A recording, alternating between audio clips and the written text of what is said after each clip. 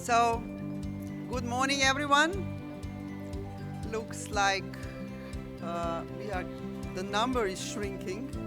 Hopefully not due to the party yesterday, and we will have some people for sure joining us in the time. So I just hope you had a nice evening yesterday, that you celebrated as you should, and that yesterday was a good day of inspiration, learning, and connections. So I'm happy to be hosting today this first Good Travel Alliance Summit.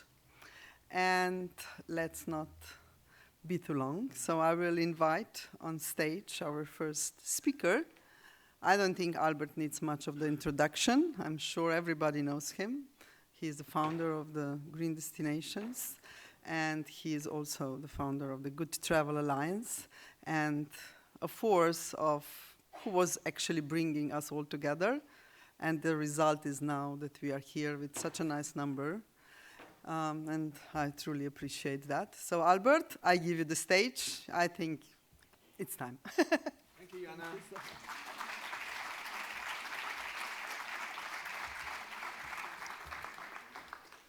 So thank you, Jana, for introducing me in a nice way. This is the first Good Travel Alliance Summit because the Good Travel Alliance only exists since March this year, since it was launched at ITB Berlin. And many people have not been there, so I've been asked to introduce the why of the Alliance, not so much what the Alliance is doing already or what it's going to do, but the why. We have 2 sessions today in this auditorium explaining how it works, what we are planning to do, how our methodology is developing, and in the afternoon how we are communicating that to the audience and sort of bridge the gap between those producing experiences, activities, making trails to have a good destination experience with a variety of activities. On the other hand, the interest among travelers, among which many say through surveys done by Booking.com and many others, they have an interest in sustainability offers, in sustainable destinations, in sustainable accommodations. And so we thought, let's try to build a bridge between those, between the offer and the demand. And that's the basic why in this Good Travel Alliance. And that's these 2 points. Sustainability as a trigger for visitation has not been clearly working because sustainability is a different thing for everyone. Some people think that it's to do with waste, others with climate, carbon, litter, crowdedness, over-tourism, mass tourism, and what's the difference, and what you're looking for, and what you're expecting, and how can you be disappointed in a destination when it says, yeah, I'm sustainable, or I'm a sustainable hotel, and even their towel washing policy is not met according to the promises. So this container word sustainability is difficult for messaging and for building the bridge. Of course, it's behind all of what we are doing, but we think it has to be made more clear and say, what is the value that you are looking for in terms of the offer that a destination or a travel agency or a tour operator is offering you and is promising you? Is that sort of that you want to see that what you're going to do, what they tell you is going to be a sustainable experience, is benefiting local communities, families, women, employment, or is it that it's low carbon, that you won't find yourself in a diesel truck, but in an EV? Or is it something that you won't experience nature devastation in that place, or cultural values being damaged or harmed, or being compromised by the tourism activity itself? So this is why we formulated it like this. We avoid the word sustainability, green, eco, even planet, because those words will also be addressed in the legislation that we are facing in the next months and years that require proof and even accredited certification, which is a very difficult concept I will touch in a minute as well. And we learned from Xavier here in this room that you can say, come and join us in this sustainable activity, but people will also ask, how much it's going to cost? What's really the benefit? And why would I have to do that? What's in for me? So what makes it rewarding, delightful, really special, and something to remember? Of course, you shouldn't make too many promises, because you have to be kept. You will be kept to the promises, and I'll touch that point later. But it is a very difficult way that you have to rethink the word sustainability in things that really work, and we haven't been able to do that so far. Second part, and this is the most important topic of this morning's panel after the opening in this room. So how are we going to make this work? The second, in the afternoon, is that we're going to have a discussion about how we're going to communicate all this to the traveler, and how do we find those people who are interested in these kind of impactful experiences, activities, and doing things that, after all, after doing that, they will find rewarding and delightful and say that's really a great thing to do, and they will recommend that and use their social media and relations and networks to recommend that. So this is what we meant in the launch in Berlin with bridging the gap. The most important thing in both of these elements is how can we empower destinations and activity providers, and especially the small ones, because the big attractions already know how to do that. They don't need our help. They even don't want our help.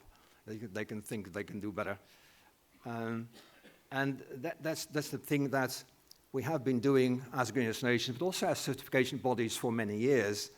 And the traditional approaches have been certification and greenwashing. And certification is sometimes a complex thing, and greenwashing is so tempting for destinations and businesses to say, yeah, we are eco, we are doing really things that are good for everything.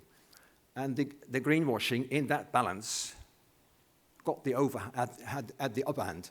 So it was what we have been seeing in conferences, but also in marketing, is a lot of greenwashing and very little certification. So that balance got really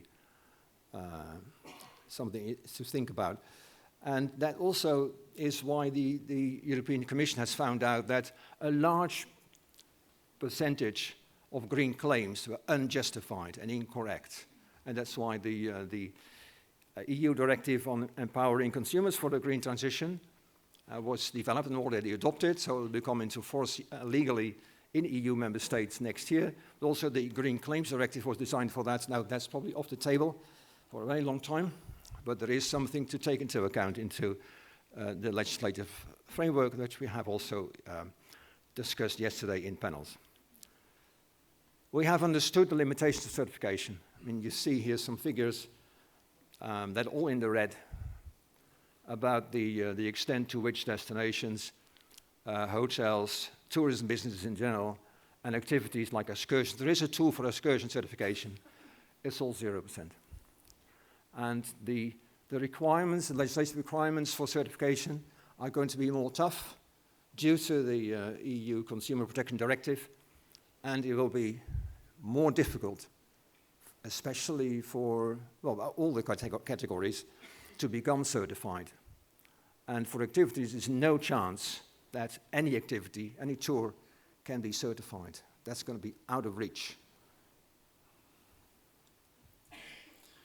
The only bodies that we think will be able to be certified and making use of the certification instrument in the near future are DMOs, of course, larger destinations represented by DMOs, DMCs, but not the elements of the supply chain, not offers, not activities, not tours, because they require a set of criteria with an audit system that has to be accredited by an EU member state. And that's going to be an even more rigorous system than the GSC has imposed, which is already too rigorous for 99% of destinations and businesses. And imagine, for example, the destination certification. GSC has announced that destinations in the future, in the near future, can only apply for destination certification if they have 15% of their tourism businesses certified.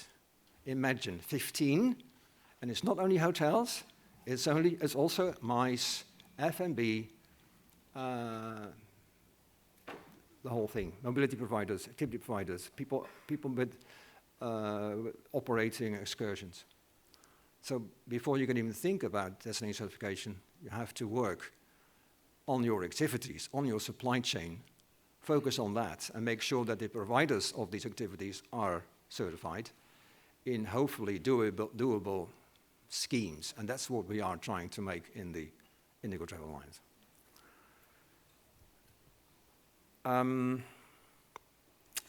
So we need to adapt and optimize the certification system, still have online platforms and databases, what we're going to do, what we have already been using and developing in the Alliance. We need to make criteria more simple, understandable. Every visitor should also be kind of an auditor and say, okay, they promise this and they do that. We need indicators. The legislation asks not only for certification to be more rigorous, but also for data. If you want to make a claim, it should never be we are sustainable, or we are green, or we are eco. It'll always be we are doing better in water consumption and water protection, and this is relevant because we are in an area with a water problem. And then you have to prove that you do better than the average hotel, the average provider, with data. And you can't say you're certified, not certified, that's not enough. That's a backup for the larger tour operators, but those also will need data. And you need a brand. The word certified is actually, I think we think too meaningful. When Booking.com says on the platform, these are non-certified hotels. Well, they don't say that, but the others are certified hotels. While it's only 1%, the term, we think, is not enough to convince people to go there. So you need another term, which is a protected term, and that is going to be clarified by your operator, by the travel agencies that you book your travel. Key remains also the empowering of destination service providers in the second objective, so make travel offers visible in the market. We are going to help them to elevate the good travel experience in the market and to clarify that with data, how much are you doing better, and with storytelling. And that's why we are, as a Green Destinations, not able to do that because we're not a B2C organization, so we need partners, and we have partners, and you will hear more of that in the afternoon session, how we engage partners, B2C communication partners in the Alliance to reach people. Many of you have probably read at the time the Experience Economy, the book, and many of us have been trying to find the balance, to strike the balance between optimizing the experience in the destination or in the tour operator offer and the branding. And I think it's important to see when we look back at the last 20, 25 years, what happened to strike a balance in promotion. Don't only show the things to do that are Instagrammable, that make people to make the 2 millionth picture of the same thing, but engage people in concept. Think about how to engage people. Think about concepts like conscious tourism, responsible tourism, regenerative tourism, transformative, meaningful tourism. Those are new terms, and they don't mean anything to travelers, but there is concepts in there that you can integrate in improving the destination experience. And don't try to regulate everything. Remember yesterday evening, we had a sort of pre-scheduled program, and we thought everyone would see what was planned. But the Normandy people, they brought flags. And that was the unexpected thing. And that's a thing that everybody will remember and think, oh, maybe also next time we need to bring flags. So the unexpected is contributing to the experience, and that's what people remember. So strike a balance between optimizing the destination experience and only thinking about increasing exposure and economic benefit. Because if you focus on the latter, you may get over-tourism. Now, who of you think that Venice is over-tourism? Who do you think that Barcelona is over-tourism? Who do you think Amsterdam is over-tourism? Also quite a lot. I'm actually amazed, because I'm living close to Amsterdam, and I've seen Amsterdam thinking that they don't have iconic things. So they needed to create some iconic thing to become Instagrammable. And they've been trying to attract visitors, and they had, of course, much less than 10 million visitors a year in 2000, and they went up to more than 20 million even in 2018, and they're now even after the pandemic at that level. But they focused there on attraction promotion and iconic things, and the things to do basically heavily oriented on buy things and on shopping and on giving in, actually encouraging addictive behavior. And that led to crowded places, in museums, in streets, in shops. I mean, they also promoted, for example, the flower market. The flower market in Amsterdam has been for a very long time. It's a floating market where local people buy their flowers. Then the tourists came in because it was on Instagram, and you had to go there to have wonderful pictures of flowers all over the place. So it was full with tourists taking pictures and buying nothing. So the Amsterdam people realized this is not anymore the place to go for buying flowers. So the last flower shop closed already 5 years ago. The last flower shop, right? So you're not going there to buy flowers. There's still flowers. You can make pictures of them, and you can buy cheap Chinese stuff. Reminding you that this was a flower market. So all the elements connected to over-tourism are there, and it's basically a lack of too much branding and too little experiences, and the desperate drive for the city to get more visitors resulted in desperate residents, and the city protest already 10 years ago, it didn't really help, and 50% of the residents that lived there 10 years ago have already left Amsterdam, and it was compensated by digital nomads and migrant workers in tourism and many of the other things, shopping things. So the list is long, and even as long as faraway places like the French Polynesia. And only few of these over-tourism places have been working on improvements, like Dubrovnik. But the list is much longer than this. And I think that Lanzarote also is on this list. But Lanzarote was one of the 20 destinations that came together 2 years ago and said we want to work on experiences, activities to change the balance, to rebalance. And they're now more focusing on things to do and things on experiences rather than come here to do things that you've always been doing anywhere else. So Corsica is another one here in present as a founding destination. Jordan, and they all experience North York Moors, Northeast Yulan Coast, Taiwan, and Ardennes. Now, this definitely doesn't book as an over-tourism place, does it? And finally, in this series, the city of Lviv in Ukraine, and subject to the whole country subject to a bloody war, which is incomprehensible and still going on for 3 years, in which the only way to allow visitors to have a safe dinner is also to say, okay, we also have, you can also offer you dinners in bomb shelters. It's sad.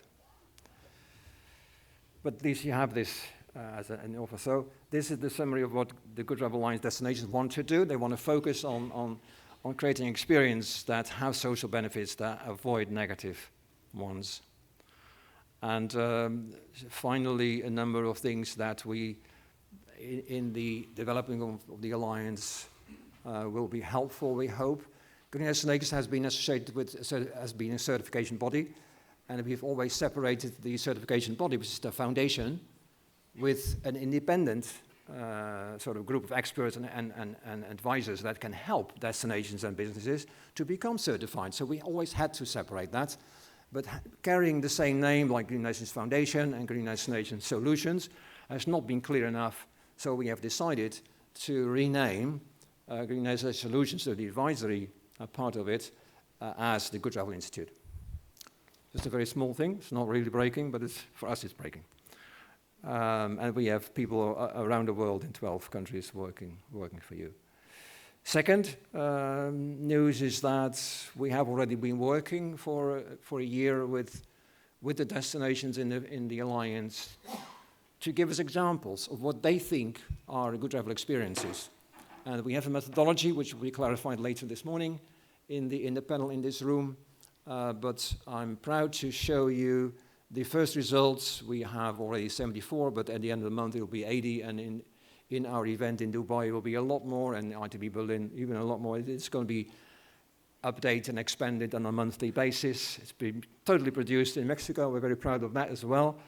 And this is the website where the guide will be available in a couple of days. People are still working frantically in Mexico, while most of us are here, to complete it. And again, this is the sort of few pages that will be illustrated in a minute by the producers of the experience guide.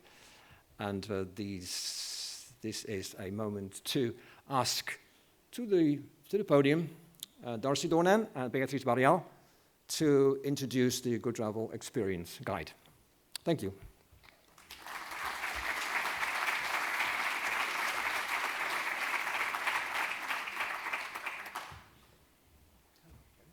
Hi, Darcy. How are you? I'm good. How about you, Beatrice? How are you today? Are you still awake? Yes, yes, yes. Or do you need more coffee, right? We're getting to more coffee. Don't worry. Soon, soon. Bear with us. So, we know that you enjoyed last night. In fact, you were enjoying so much that I was asked to ask you to leave last night because the Hotel de Ville, the city hall, had to close its doors. But again, thank you for being there with us. Fantastic night last night, and we're really excited about all of this news that Albert is sharing with us, not only about the name change to the Good Travel Institute, but this exciting development that we've been engaging with all of the founding destinations, as Albert was saying, just over these last many months. And this is the woman who's been responsible for what we're seeing here, and I'm going to let her say the rest because it's been a fantastic journey for us working with the destinations. You've been doing some of that as well, yep. Beatrice, and Beatrice's area is doing exactly this kind of work, and so please take it away. Thank you, Darcy. Well, as Albert was mentioning, this is a working process. We are still doing this, and we are willing to showcase in here all these full of spirit experiences that we are willing to promote in our destinations. And I am sorry. Last night.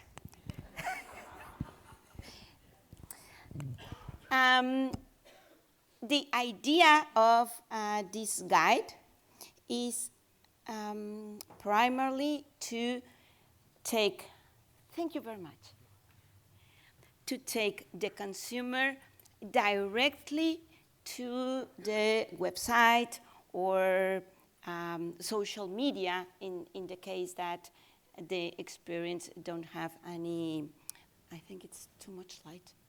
No. In the case that you don't have a website. But our point is to make it easy for the consumer to go directly to your website. The website will have two ways, either by the QR or in a clickable URL address. Also, as you can see in the Contact Us, you will see a clickable link for the WhatsApp, and it will take you directly to the WhatsApp to make a message and to create a reservation in the very minute. Or if you have a group of social media, it will be done as well. And also, if you want to send an email. So we are trying to cover all the targets and all the different ways that people has to communicate or to make a reservation or to take a deeper look into the experience. We tried to make a selection based upon the very words that the own developer of the experience is giving to us as their own description. And from there, we created this Americas section. I mean, we did it by region in the world. And as Albert mentioned, this is a working process. We are sorry it's not completed today, but we promise that tomorrow you will have it downloadable in the A Good Travel Guide website. And our goal is to support all these incredible, full of spirit experiences, and you will find them there. And it was really a rush that we did with Elizabeth and in Mexico and trying to get all the information. If you find any typo, please let us know. It was really, and the one of you that have been in this kind of communication thing, you know that we can make a mistake. And please let us know, taste, take a look on this and make it easy to take the people to the experiences. Thank you very much. I hope you enjoy it. Thank you. Thank you, Darcy.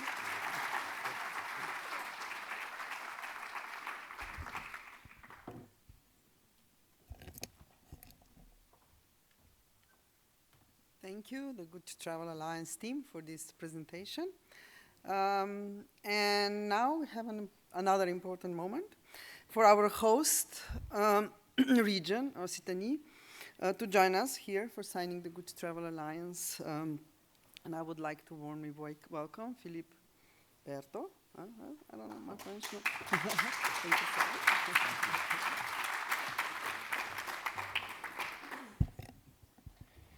Good morning, everyone. I'm very pleased to be with you this morning, but unfortunately, I will speak in French. It's better for me. And but I promise I will speak slowly for our friends, the interpreter. Aujourd'hui, je vous propose donc ce matin un voyage très concret. Comment nous, en Occitanie, on est passé d'une idée relativement simple, redonner au train une place centrale dans l'expérience des vacances, à de vraies offres bas carbone, packagées et réservables, qui préfigurent ce qu'on vient de vous présenter, the Green Travel Alliance and the Green Travel Experience. En un mot, comment on est passé de l'inspiration à la mise en œuvre et de la mise en œuvre à la désirabilité.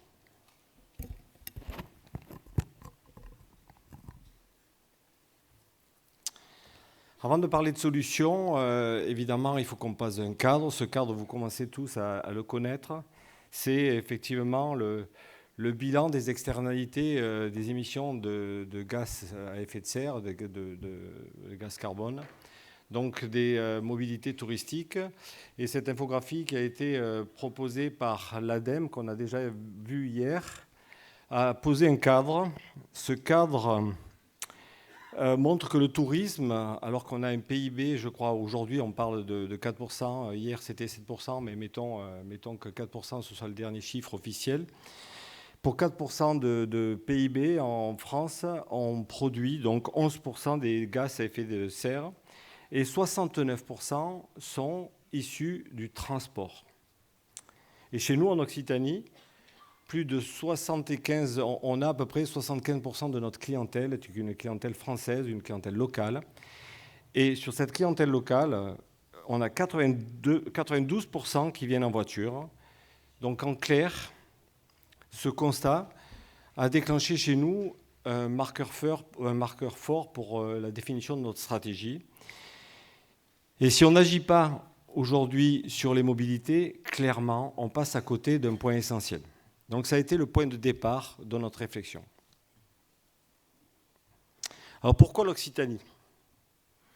L'Occitanie est une région qui est, je vais dire, pionnière en transition. Disons qu'on a la chance d'avoir une région qui s'est fortement engagée dans la transition et qui a été la première région en Europe à signer et mettre en œuvre son propre Green New Deal, son propre pacte vert.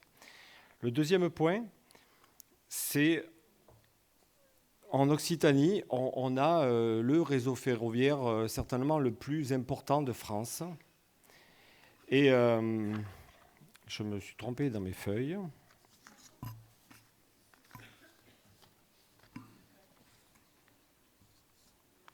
Ah, ça, c'est le bordel, ça. Sorry, in English, I don't know how it works.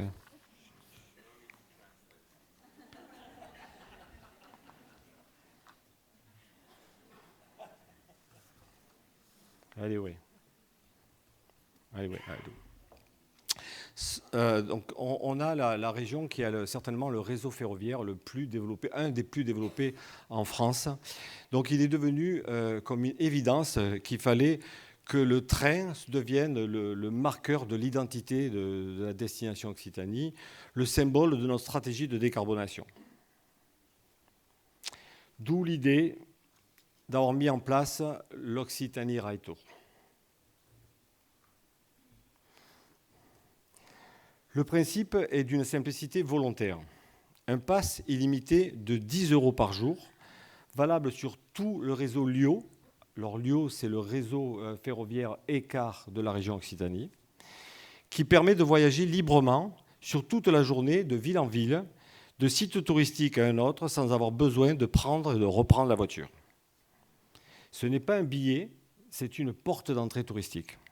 Notre enjeu, c'est de lever le frein psychologique numéro 1.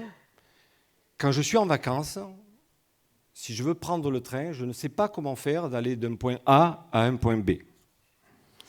Nous avons donc relié l'information touristique à l'ensemble des informations de la mobilité, notamment les lignes de train, les horaires. Nous avons cartographié les gares, marqueté les lignes ferroviaires, en donnant des noms qui étaient plus attractifs, plus inspirants, comme la ligne des Cévennes, la ligne de la Camargue, la ligne de la Méditerranée. Et nous avons vérifié l'accessibilité à pied, à vélo, en navette, de l'ensemble des points d'intérêt touristique et mis en récit ces éléments pour que cela change vraiment pour le voyageur. Nous avons constaté que plus de 60% de l'offre touristique en Occitanie se situait à moins de 20 minutes à pied d'une gare. Mais en tourisme, vous le savez, il est difficile de vendre un moyen de transport. En tourisme, on vend une expérience à vivre, on vend une histoire à raconter. Et c'est exactement ce que nous avons fait.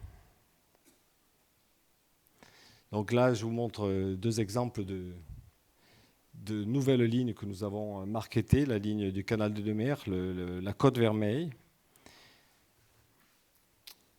Notre stratégie de communication a fait de l'Occitanie Rail Tour le produit phare du renouveau du voyage en Occitanie. Nous avons relié à notre positionnement global de communication qui place le voyage au cœur de notre stratégie et de notre image avec une promesse, l'Occitanie, les voyages qui font grandir. Et en montrant qu'il est possible de voyager autrement, plus libre, plus responsable et plus positif. Ce récit s'appuie sur 3 piliers de communication. Le premier, l'occitalité. Alors l'occitalité, pour tout un chacun, c'est un néologisme que nous avons construit, que nous avons fabriqué, et qui relie qualité d'accueil, hospitalité et convivialité.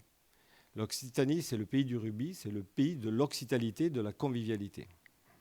Le deuxième pilier, c'est la diversité. On a la chance d'avoir une région qui a un peu l'ensemble des univers de consommation. Nous avons la montagne, nous avons l'urbain, nous avons la campagne et bien sûr nous avons la mer. Et puis pour finir, le troisième pilier, c'était la responsabilité sociale, la responsabilité économique, mais aussi la responsabilité environnementale. Concrètement, nous avons construit tout un écosystème d'outils dédiés, un site internet spécifique avec toutes les lignes et les offres associées, des cartes thématiques qui relient les gares aux activités, aux hébergements, un manuel de vente pour inspirer les tours opérateurs, un guide coédité avec Michelin. Alors pour la petite histoire, Michelin, pour tout un chacun, c'est un vendeur et un fabricant de pneus qui est venu dans les cartes et dans les guides touristiques et gastronomiques pour vendre du pneu, pour proposer du déplacement en voiture. On lui a fait réaliser le premier guide en train. C'était cool. Et puis, ce guide nous a permis en plus de mettre en récit le voyage en train. On est même allé jusqu'à proposer la bonne place dans la rame de train pour pouvoir bénéficier du meilleur paysage.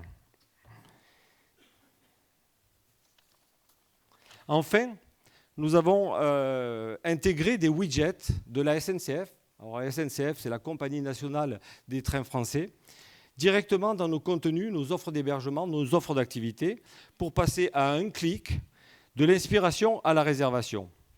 Nous avons aussi fait le choix de produire 100% de nos contenus numériques en interne pour garder la cohérence et la maîtrise de notre ligne éditoriale. Cela nous a permis de créer une série de vidéos courtes et immersives, pensées pour les réseaux sociaux, qui montrent la simplicité et le plaisir du voyage en train. Arriver en gare, longer le canal, découvrir le village à pied, tous les éléments et les ingrédients de la belle expérience sur nos territoires y sont. Ces vidéos ont été relayées par des blogueurs et par des influenceurs très spécialisés, des blogueurs évidemment du voyage, du lifestyle, pensés pour les réseaux sociaux qui montrent la simplicité et le plaisir d'un voyage en train. Je l'ai dit, excusez-moi. Certaines ont généré des milliers de partages, preuve que le sujet touche un large public. Au final, l'ORT est devenu un pass, plus qu'un pass, le produit vitrine de notre communication, un repère qui illustre notre volonté de réinventer le voyage en Occitanie.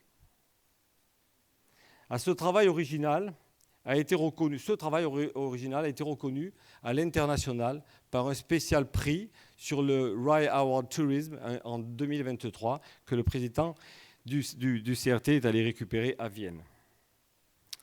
Mais l'inspiration seule ne suffit pas. Pour changer d'échelle, il faut des produits attractifs, faciles à comprendre et surtout faciles à acheter. Nous avons alors travaillé un cahier des charges durable pour structurer la production d'offres, la production de ces produits. L'idée, donner un cadre simple mais exigeant aux partenaires et aux réceptifs locaux.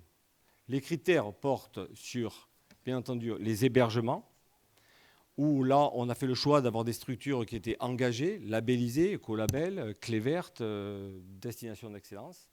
Évidemment, la question du transport, il fallait que l'ensemble de ces offres soient accessibles en train ou en car.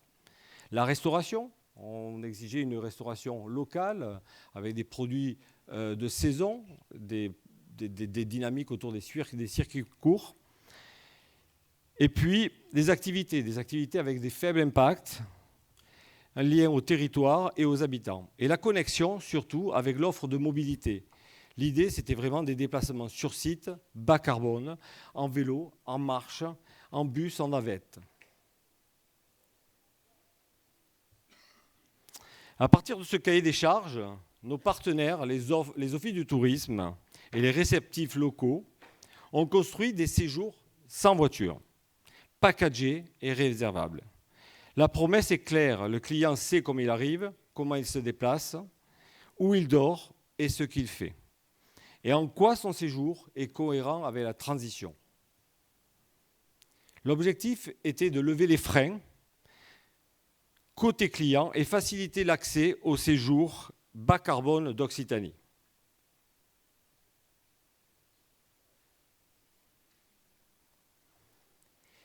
des séjours sans voiture, durables et identitaires. Je vous donne quelques exemples parce que c'est là que la promesse est tangible. Le canal du Midi, par exemple, entre Carcassonne et Béziers, un itinéraire européen emblématique, une alliance naturelle du train et du vélo. On arrive en gare, on récupère son vélo facilement. On suit le canal, on vit les paysages, les écluses, le terroir. C'est slow, c'est facile, c'est iconique. Tout est prévu, y compris la logistique des bagages quand c'est nécessaire. Le voyageur n'a plus à bricoler, il profite. Deuxième exemple est un tronçon du chemin de Compostelle. À partir de Conques, qui est un des plus beaux villages de France, vers Cahors, via Rocamadour, qui est un autre plus beau village de France. Un grand classique international, mais revisité par le prisme des mobilités. On y arrive en train, on chemine, on dort dans des hébergements sélectionnés, qualifiés.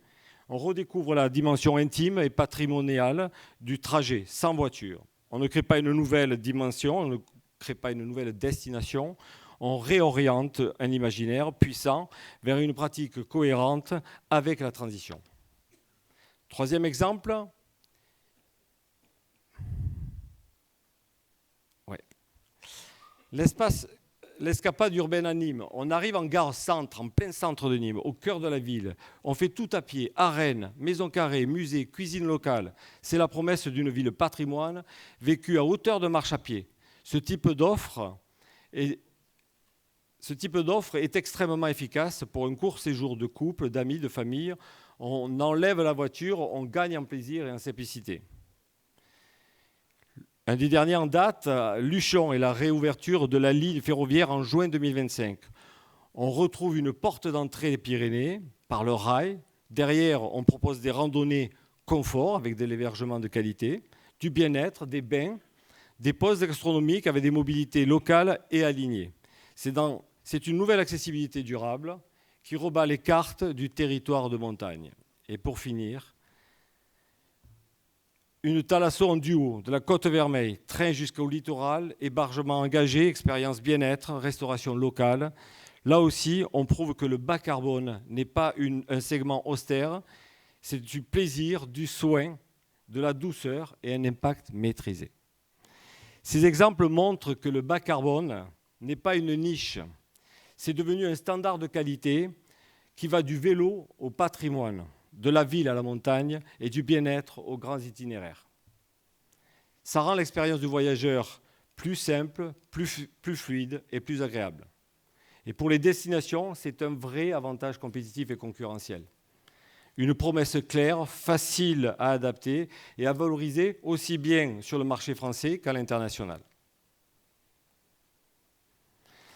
Naturellement, ces offres, et vous l'aurez compris, préfigurent la logique des Good Travel Experience, telles que Albert Salman et Darcy nous les ont présentées à l'instant. Des expériences identitaires, structurées, sans voiture, réservables, portées par les territoires et leurs opérateurs, lisibles à l'international.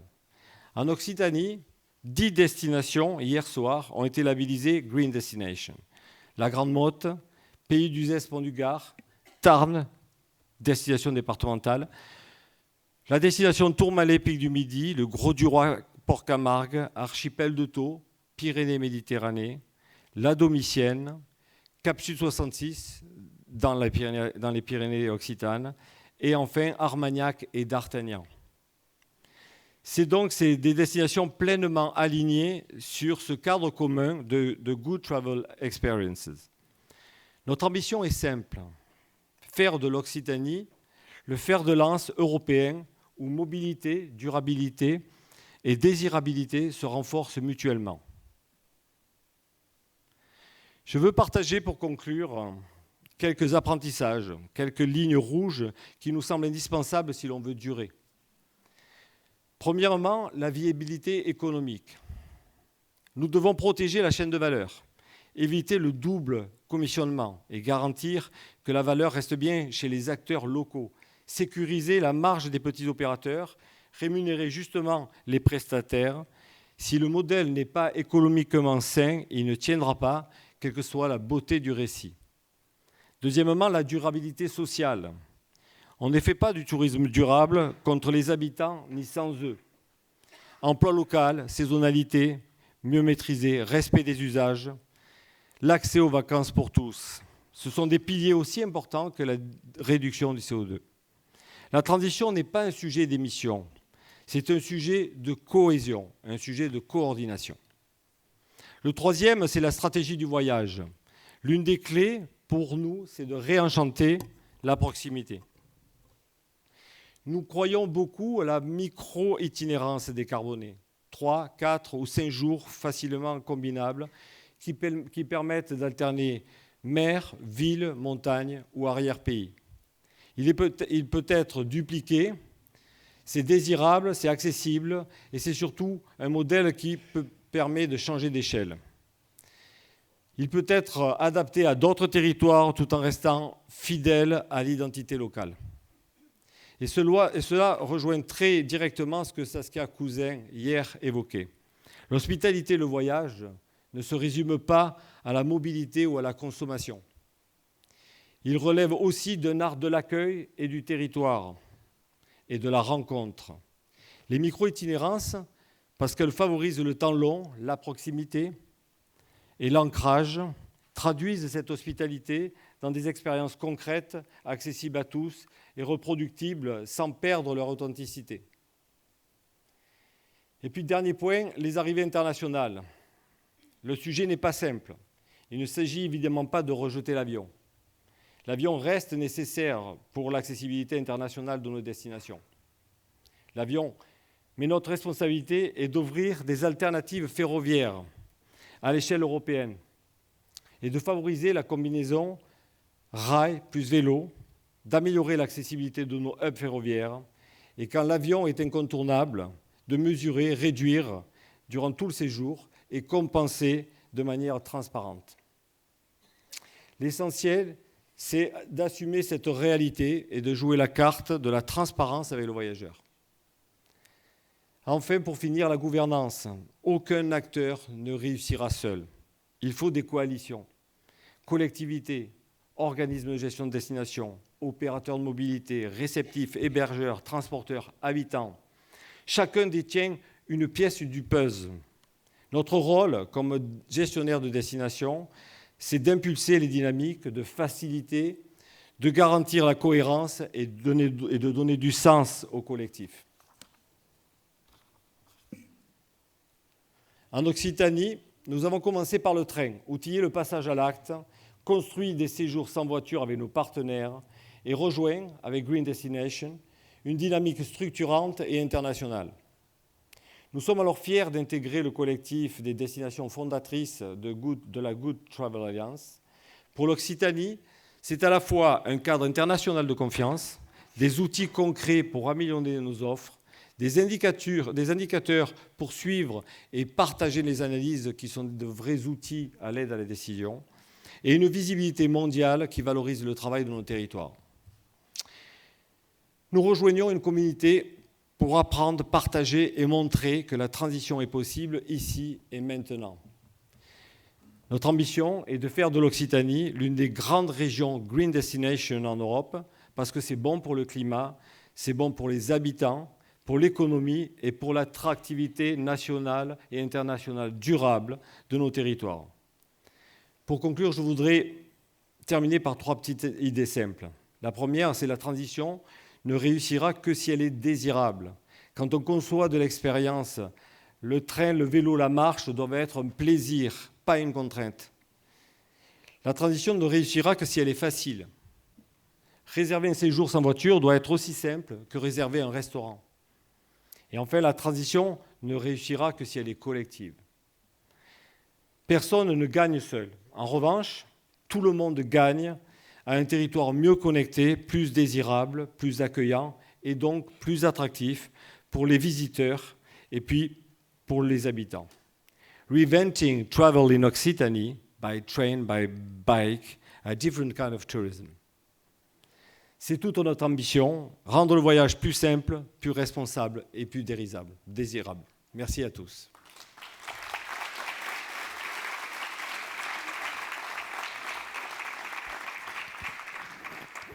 So I invite Mr. Garel to come up on the stage to sign the Good Travel Alliance.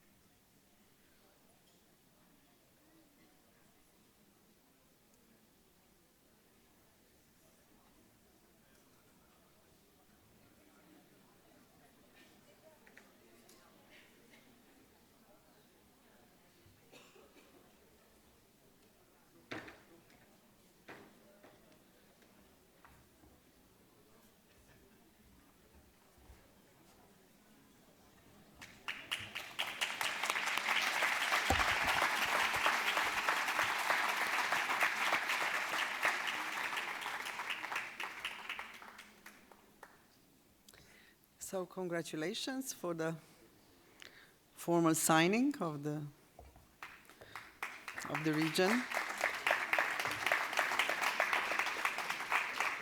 And now I'm really delighted to invite to the podium our next speaker, our keynote speaker of the morning. I'm sure it's something we all were looking for. Xavier Font, the professor from University of Surrey. I can call him my dear friend because I really truly admire his work. I know that he will bring a lot of inspiration, a lot of fruit for thoughts. And so I'm really super happy to be able to invite him to stage and to give his presentation. Thank you, Xavier.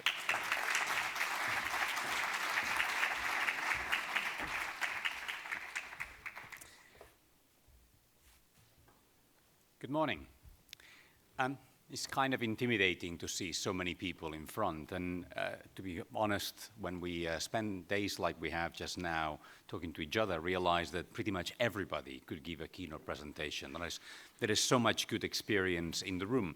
The reason why I was asked to give this presentation is because a few months ago I went to Albert and some other people in the certification space, and I shared some of my concerns with where the field of certification is going at the moment. I have been a big fan of certification for many years. I was one of the consultants that wrote the feasibility study for what today is the GSTC back in 2001. I used to still have hair at that point in time. And at that time, we had a lot of hope and expectations. The certification was going to be that tool that would separate the businesses that were doing good work from the businesses that weren't. We're kind of getting there, but much more slowly than we had hoped. And I think there have been some developments in the last couple of years from the legislation side of things that I think are very important for all of us to pay attention to. This legislation, of course, is European, but it seems to me that will have implications for many organizations that are outside Europe and for many of the destinations that you are representing if you come from a DMO as well. This is just like a summary of key messages. I imagine that you were reading those as I was speaking. And since we don't have a lot of time, I'm just going to move on from this. There is a full report that is available online, and if you search for my name or if you search for the title of today's presentation, you'll be able to find it. Or you can look for me on LinkedIn, and you can also find it through that as well. And I'm happy to then also do online presentations on this topic at your DMOs if you need to. I should be mindful before I make an offer like that to 400 people in the room. But we'll find a way of making this work. But you may remember some documents that came out from the EU, not just for tourism, but for a variety of sectors. where they basically justified their work around trying to minimize the amount of greenwashing based on some of this data. And they said, look, we've been looking at claims made across Europe, again, not tourism, across any sector. And they said, we found that in our analysis, 53% of all the claims that companies are making, they are vague, they're misleading, or there's no evidence, right? They just don't have any evidence. People are saying, I am eco-friendly. And it's like, yeah, what does that mean? Like, to be fair, you know, like we see this very often, right? A company will say, oh, we buy local food whenever possible. And you think, okay, what does that mean? Let's imagine for a second that you guys are not here to listen to my presentation. Let's imagine that you're all guests at my wedding. And in a minute, down the aisle, my future wife is going to come down, right? Dum, dum, dum, dum. It's the music and everything. And at the front, I will have to give my vows, right? I'll have to say to her the key words, right? And imagine that the best thing I can come up with is, my dear wife, I will be a good husband whenever possible. How's that working for you? Yeah? You think is she going to sign on the dotted line like we just saw here? I don't think so. Okay? So I can see why our environmental claims have to be much more powerful. We can't just say it, we have to show it. And we need some evidence to back it up. Right? Half of the 300 labels operating in Europe just have no verification process. And some of you will say, for real? Can this work? So we essentially have two pieces of legislation. One is kicking in, and essentially big businesses are moving towards complying with it already, because from autumn 2026, all the businesses will be subject to that legislation. And that's the Empowering Consumers Directive for the Green Transition. And what this basically tells us is any business anywhere in the world that sells to European customers, so yes, that applies to Thailand, and it applies to Mexico, and it applies to everywhere, right? Because you're all selling to European customers. So everywhere in the world, you will have to make sure that as a business, when you make a claim like, I'm eco-friendly, I'm climate neutral, I'm sustainable, you will need independent, third-party verified evidence to back up your claim.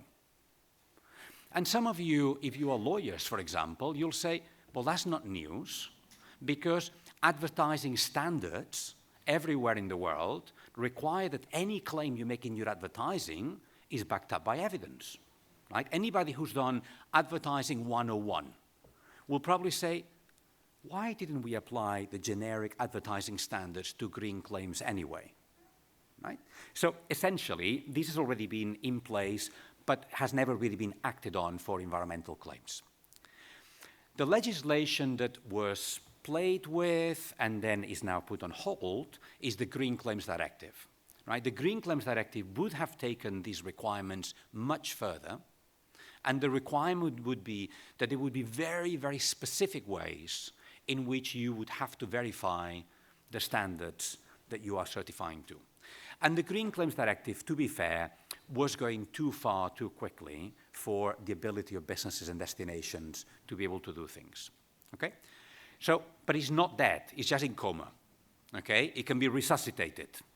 Right? And the fear that the green claims could be resuscitated is going to make a lot of businesses, particularly large businesses with a long supply chain, start to think, well, how do we get closer to complying with this Green Claims Directive? If you follow the marketplace for online travel agents and tour operators, you will see that Travelist is now changing their process of showing compliance with the Travelist criteria for certification bodies to at least meet the first of the legislations, the one that is already kicking in, okay? And we have a number of months to be able to do that. Certification does matter, of course. Certification is a useful tool. Is not as useful as we wish it could be, right? But when we make certification a bigger requirement for businesses, we need to be aware of who will be the winners and who will be the losers.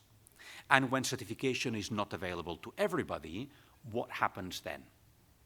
So with two colleagues, I didn't do this on my own, I have two co-authors from two Spanish universities, we scrape data from Booking.com's website for 82,000 hotels across 27 countries. Booking.com is not endorsing this study. They have not been part of it. We simply collected data from their website online. Okay? I'm saying this because I don't want any misunderstanding that they are agreeing with this or endorsing it. This is an independent academic study. Okay? So what we did is we analyzed this data, and we collected data at 2 points in time. October 2023, before the Green Claims Directive or the chance of the Green Claims Directive was announced, and then 1 year later, when the companies had already had some time to act and to start to create some change. Then, once we had collected all this data, we went to a number of experts, people who run certification bodies, organizations that facilitate the certification happens, like Because, I think Jazz was here in the room earlier on, and also some experts in destinations. So, for example, industry associations and hotel groups and so on. And we applied what, as academics, a theory that academics like, which is real options theory. Okay? I'll walk you through that afterwards. But essentially, the idea for us is if Booking.com on the left-hand side, or if Google Travel and others are starting to show certification, and we believe, we don't have the evidence for it, but we believe that that information placed on a search engine is going to influence customer choices, then we need to know, are we providing this information in a way that will disproportionately benefit the big and powerful and will disadvantage the small firms that need it the most? Okay? You can see where I'm going with all the preamble, right? It's not going to be good news, guys. Spoiler alert. Okay? So this is the market share for certification at the moment in Europe based on the data that we have on the Booking.com website. Okay? So there are some certification bodies that for one reason or another have not started to work with Booking. They've not made the effort to make sure the certification has gone through the system, and there are a variety of reasons for why that's happening. And once Travelist has remodified the process of deciding which certifications are in compliance with their scheme, the idea is that the different members of Travelist will all use one unified list. But we can see the Green Key has got a big market share, and the market share is growing. Okay? There are businesses that are moving away from one certification body to another one, and Green Key is gaining that share. EcoStars has been growing quite actively. Green Sign is very popular with the German-speaking countries, whereas Green Tourism is very popular in the UK. So you've got labels that are very specific to one country and labels that work better across more than one country. One of the tests that we did is we looked at whether the companies that were self-declaring sustainability practices on the Booking.com Travel Sustainable program and had achieved 1, 2, or 3 leaves, did those businesses convert from self-declaring it to them becoming certified? So Booking.com was asked by the Dutch Consumer Association to stop promoting self-reported practices from hotels. And we understand why, okay? There were some checks, but not enough. And the idea was that consumers would be able to see those practices and they would be able to report, are those hotels doing the right thing, or are they claiming something on the website, but then it's not happening? The thing here is we noticed that the hotels that had level 2 or level 3 self-reporting practices were more likely to convert from self-reporting to actually becoming certified compared to the hotels that had no evidence of self-reporting or just were at level 1.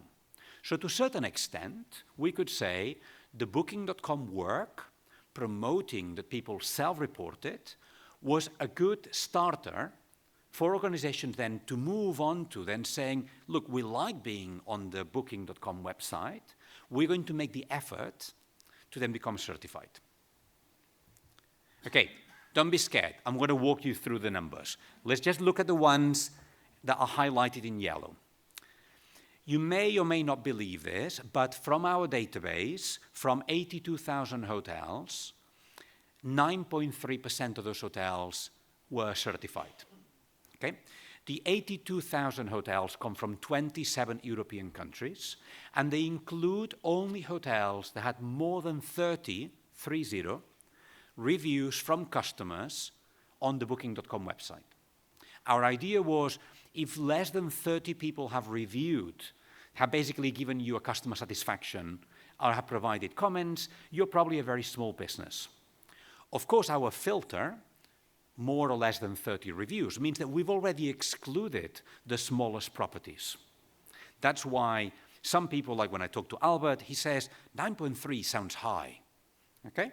There's already a filter here. The smallest property is already not there. But look at the difference. With the same sample, when we looked at self-reporting practices 1 year earlier, 46.9% was self-reporting practice of sustainability. We have suppressed that, and we're now at 9.3% being certified. And where's the biggest difference? Chain hotels versus independent hotels. 3.9% of the independent hotels are certified from our sample, compared to 36.2% of chain hotels. Accor Group, probably the best known chain in France, has publicly stated that all of the hotels will become certified. And I applaud that. I am not saying chain hotels should not become certified. What I'm saying is, as a DMO, what will you do to help the hotels that don't have the infrastructure from a chain to be able to achieve this? Because look, when we looked at 1 year earlier, self-reporting practices, 45% of independent hotels said, I'm doing things. I want to tell the world, and I'm taking the risk of telling the world publicly what I'm doing. I am not saying that what they were doing was enough, or that if we'd send an auditor, everything they said they were doing was really happening. It's also quite likely they were doing things they were not reporting. Okay? Let's always start blaming the small firms for greenwashing. In my own research as an academic, what happens very often is green hushing. Green hushing is the opposite. When I've looked at certified hotels, and I've looked at their website, and then I've gone to the hotel, I have found that 70% of the actual sustainability practices I can see in your hotel were never communicated. Right? So there's a lot of good practice that doesn't go communicated. Okay? We'll look at hotel category. Again, the hotels with a higher category are more likely to become certified than the hotels that got a lower category. If we look at the volume of reviews, again, the more reviews you have in Booking.com, the more likely you are to be certified. But you keep looking at the next column, and actually, there was not a big difference between hotels' self-reporting practices based on size, right? If we look at customer satisfaction, to me that was the most interesting variable of all of them. Chain hotels hardly ever have more than 9 out of 10 customer satisfaction in Booking.com. When you stay in a chain hotel, your satisfaction is, yeah, okay, it did the job, right? You almost never go to a chain hotel and says, oh, I love my Ibis hotel. It was fantastic. I've never stayed in such an amazing hotel before. Like an Ibis, a Mercure, an Accor hotel is a solid 8, but it's never 9+. 9+ is independent. 9+ has character.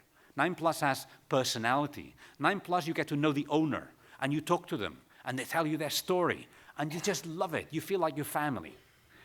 The 9+, the excellent, they're much less likely to be certified. They don't need it. They already have high customer repeat purchase.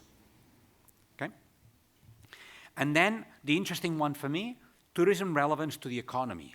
I had expected that in countries where tourism is really important for the local economy, the DMOs, the government, will put a lot more effort into supporting certification programs and engaging businesses to enroll.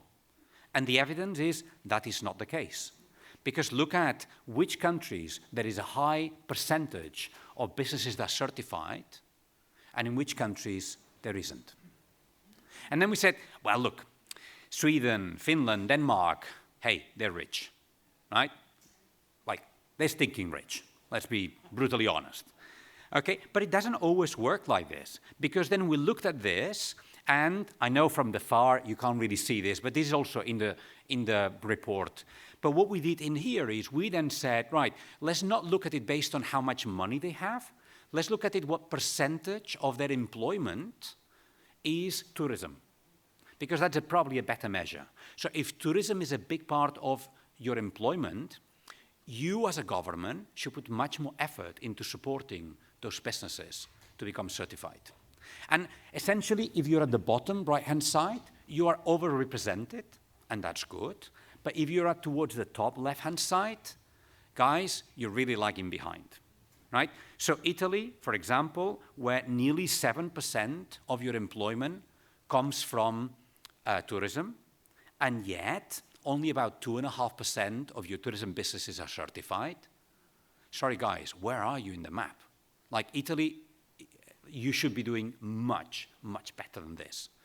If a certification body wants an opportunity for market growth, go to Italy now, right? If, in terms of opportunity for growth, this is it, right? Like this is the golden ticket. But look at Croatia, look at Bulgaria, look at Slovakia, look at Austria even, right? Why are we not penetrating? The Austrian eco-label is really good, is very rigorous. But why don't we have a higher uptake? Have we made it too difficult? You know, can we find other ways of facilitating access to the market, right? When we create these labels, very often we have a small select of group of businesses that participate, but they're not representative of the average business there, right? And I remember having this conversation when in Costa Rica they created the first eco-label, and I said, we do not want an eco-label in Costa Rica. The only North American expatriates who sold a Manhattan penthouse and decided to retire from being a lawyer and open an eco-lodge in Costa Rica have the knowledge, the skills, and the money to have that eco-label. I need an eco-label in Costa Rica that somebody without a university degree, with only what they were able to inherit from their own parents, and without, you know, a lot of knowledge or a lot of education is able to comply with those standards. Because otherwise, you are legitimizing inequity, and that's not a useful tool. Can you see I made no friends when I did this research? Okay? So the challenge we got here is a lot of businesses saying there's a risk of inaction right now. Like, because this legislation is coming in, but we don't know what it looks like, and we're thinking, well, maybe I can get away with it. Maybe it's not going to affect me. Maybe like we just panicked, right? So an inaction means that we could end up excluding small businesses from the marketplace. In a year's time, we will find that the online travel agents, the distribution channels, the tour operators will come to you and say, can you validate your claim that you're sustainable? If you cannot validate it, because in your country you don't have an eco-label that meets the requirements, then, sorry, you cannot make those claims anymore. But as an online travel agent, as a tour operator, I have made a public commitment to increase the percentage of my supply chain they certified. Sorry, you're out. Okay, so where are we? Inequity matters. SMEs are genuinely the backbone of tourism, but they are underrepresented. Certification has a massive risk of playing to the hands of the elite and the big players. And let's be honest, nobody is doing this deliberately. This is just something that seems to have been going under the radar. And I think that we have the responsibility of surfacing the potential negative, unintended consequences of well-meaning legislation. The legislation needs to be there. We just need to find ways of helping those small businesses. Certification, actually, the cost of certification is going to go up, not down. Sorry to give you more bad news. But if certification bodies will now have to have third-party, independent, not second-party, you can't use your own staff anymore. And if the auditors will have to be better qualified, that's going to cost money, right? So I already saw certification bodies that said to me, I will stop certifying businesses in rural locations. I will only certify businesses in urban locations. Because in urban locations, I can have auditors that are near them. My auditor can very quickly, with 10 minutes, get to the hotel. I am not going to certify people who are in remote places because the cost of traveling to go there, it costs me too much. Or I'll only be able to certify in rural places when there is a critical mass, a minimum number of businesses that justify the trip, right? So bye-bye small destinations, right? You'll have, because again, the tour operators, the OTAs will say, I am looking at what percentage of my supply chain is certified, but I'm not considering from where. So I'm going to try to certify where it's easiest for me to increase that percentage. So when we looked at this real options theory, essentially I presented all the quantitative results I've just shown you, and I sent them to a number of experts. And I said to you, help me interpret the data. Am I going mad, or am I seeing things that I shouldn't be seeing? And essentially we found that certification bodies, as well as governments, as well as individual businesses, have 4 options available to them. One is wait and see. We're just hoping that nothing will happen. We're just hoping that with the new legislation from the EU, another one, the PEF, the Product Environmental Footprint, there will be some clarity. We're also hoping that a little bit like with the CSRD, if you're from Europe, you may know the CSR directive. And then, a lot of businesses were supposed to report, and then at the last minute they said, well, actually, medium-sized businesses won't have to report. So there's hope that this will also happen here. But the thing is, you can be an SME, you may not have to report, but you don't only sell directly, you sell through supply chain. You're a supplier to somebody. The distribution channels will have to report. So you'll have to do it anyway, right? There's some partial investment. We have some hotel associations at the local level who are basically saying, let's do some pump priming. Let's just see what we can get. But I have never understood why every year, every 2 years, I need to pay for certification again. I got my degree from my university in 1993. That's telling you how old I am, right? But do I have to go back every year to my university to pass exams again to keep my degree? I don't, right? If I did, do you think I would have renewed my qualifications from my university? No. Why are we applying different standards to these SMEs, to the standards that we apply for your own degrees? Like, if you're a lawyer, if you're an accountant, you need to have exams every certain number of years to be able to, and that's a requirement for that sector. But you know what? Lawyers earn a lot of money. Right? So I don't have a problem with lawyers having to pass new exams to make sure they're up to date with the current legislation. But these SMEs don't, right? So the partial investment makes sense, but not to the extent of what we're doing it so far. There's growth specifically from tour operators, from the chains, but there's no growth anywhere else, okay? And actually, we're seeing withdrawal. We are seeing withdrawal from a number of places. So if you look at the number of certified businesses on any one certification body, they're more or less stable, but the people that leave are the SMEs, and the people that are coming in are the chains, okay? The SMEs are leaving because the costs are going up, and there are no visible marketing benefits to speak of, or at least that's what those businesses are believing is happening. But we're also seeing certification bodies that have said to me in my interviews, we're actually going to leave the market of certification. We're planning to close down, we're planning to sell, we're planning to become auditors to a bigger eco-label, we're planning to merge, but we're not going to be here in 5 years' time. And so the biggest difference essentially is through SMEs and chains. I don't have an answer, right? I mean, I'm not coming here and say, guys, I know what you should do differently. Right? But I think we all have to be aware, and as we're taking some of these new decisions, we have to think about how do we balance that rigor with accessibility, and how do we find systems that will not exclude these small businesses from being able to create the change that we want. I've got another couple of slides. I'm going to skip them because I think there's already plenty of information in there. I'm here for the rest of today. I know you can't, if you want to take a photo of the URL where the report is there. But also, as I say, if you look for the title of today's presentation, my name, you would find it anyway. It's a pre-publication, So essentially is now out there for academic peer review. So the final published version in an academic scientific journal will change from the version that you've got now, but I think there is plenty there for you to be working with already. We're finishing 2 minutes early, but nobody tends to mind if we finish slightly early. Thank you very much for your time and attention. I believe. Thank you so much, Xavier. Thank you, Xavier, for this really insightful and I think eye-opening presentation. I'm sure, Xavier, you will be a busy man today.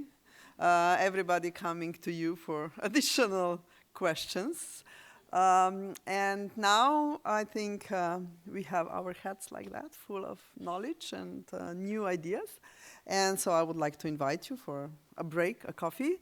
And we are coming back to the panels at 11:30. Check on your program when and which panel you want to participate in.